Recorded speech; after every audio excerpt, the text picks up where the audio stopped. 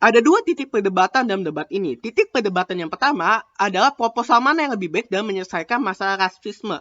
Tim pemerintah datang dengan mengatakan bahwa membela setiap ras secara sendiri-sendiri tidak baik karena pada akhirnya akan mengakibatkan gerakan yang bersifat sektarian. Kami percaya pada akhirnya hal ini tidak benar, saudara-saudara. Mengapa? Karena kami percaya kaum minoritas di berbagai negara dan berbagai daerah biasanya mereka lebih mampu untuk beradaptasi satu sama lain dan menerima perbedaan yang ada antar kaum minoritas, saudara-saudara. Ini yang terjadi di Indonesia, di mana walaupun ada 4 agama minoritas di Indonesia dengan keyakinan yang berbeda-beda, ketika kita bicara tentang perlindungan agama bagi kaum minoritas, 4 agama ini kompak, saudara-saudara, dan tidak menjatuhkan satu sama lain. Yang kedua adalah kami percaya pada akhirnya gerakan yang bersifat sektarian, ketika Anda bicara tentang ras, ada sesuatu yang tidak apa-apa, saudara-saudara. Ini juga menjatuhkan poin tentang politik identitas yang dikatakan oleh tim pemerintah. Kami percaya politik identitas atau sektarian ada sesuatu yang wajar ketika Anda bicara tentang perlindungan terhadap ras tertentu, karena setiap ras punya kepentingannya masing-masing, karena setiap ras punya diskriminasinya masing-masing, saudara-saudara. Misalnya ketika Anda bicara tentang diskriminasi, setiap ras punya masa-masa keramnya masing-masing, setiap ras pernah mengalami pelanggaran HAM-nya masing-masing, saudara-saudara. Lalu tentang politik identitas, kami mempertanyakan mengapa politik identitas adalah sesuatu yang jahat pada dasarnya, saudara-saudara. Pertama, kami percaya kehadiran politik identitas pada akhirnya akan mengakibatkan munculnya organisasi-organisasi atau partai-partai politik yang melindungi ras-ras tertentu atau melindungi minoritas-minoritas tertentu, saudara-saudara. Misalnya sebelum terjadinya politik polarisasi yang terjadi di Indonesia, tidak ada gerakan yang secara terang-terangan melindungi gerakan minoritas masyarakat Tiongkok dan agama-agama minoritas yang ada di Indonesia. Tetapi setelah terjadi politik polarisasi yang terjadi saat pemilu DKI Jakarta, muncul misalnya Partai Solidaritas Indonesia yang secara umum dan secara khusus melindungi kaum-kaum minoritas yang menggunakan perlindungan minoritas sebagai visi utamanya, saudara-saudara.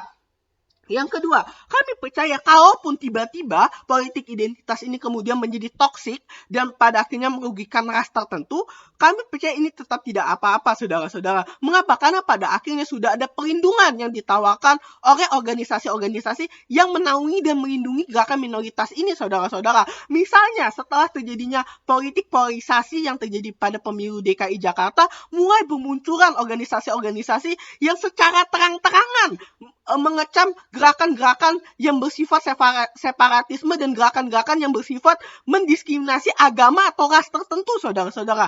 Ini menunjukkan kepada Anda, kalaupun politik identitas meningkat, kami percaya akan diimbangi dengan meningkatnya pula organisasi-organisasi yang melindungi ras-ras minoritas dan agama minoritas.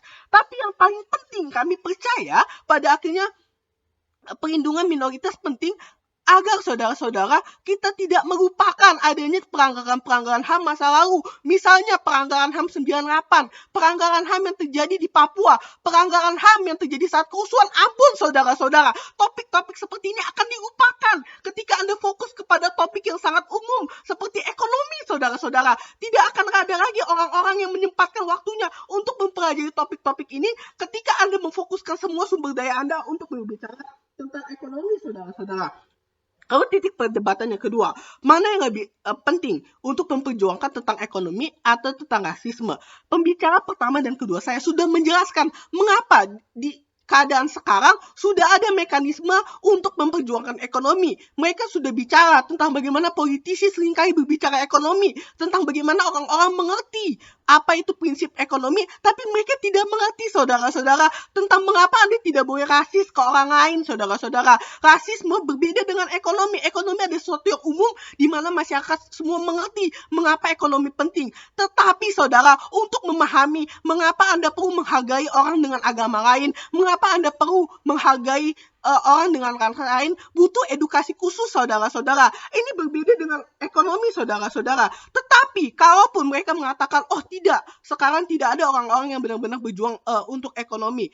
Kami mempertanyakan, saudara-saudara, mengapa kalaupun Anda berhasil memperjuangkan kestabilan ekonomi ini akan membawa manfaat bagi orang-orang minoritas, saudara-saudara. Karena kalaupun mereka sejahtera dalam ekonomi, tetapi ketika mereka masih dikriminalisasi, ketika mereka masih sulit untuk mendapatkan akses pendidikan yang sama, sulit mendapatkan akses ke pekerjaan yang sama, pada akhirnya kestabilan ekonomi mereka sedang terancam. Yang kedua, kami percaya ketika setiap orang sudah mendapatkan kesamaan di depan HAM, kesamaan untuk bekerja dan mendapat edukasi, disitulah mereka akan punya kesamaan kesempatan untuk mengejar ekonomi dibanding yang lain karena mereka mendapatkan fasilitas yang sama. Dengan itu kami merasa kami pantas untuk memenangkan debat ini. Sekian dan terima kasih.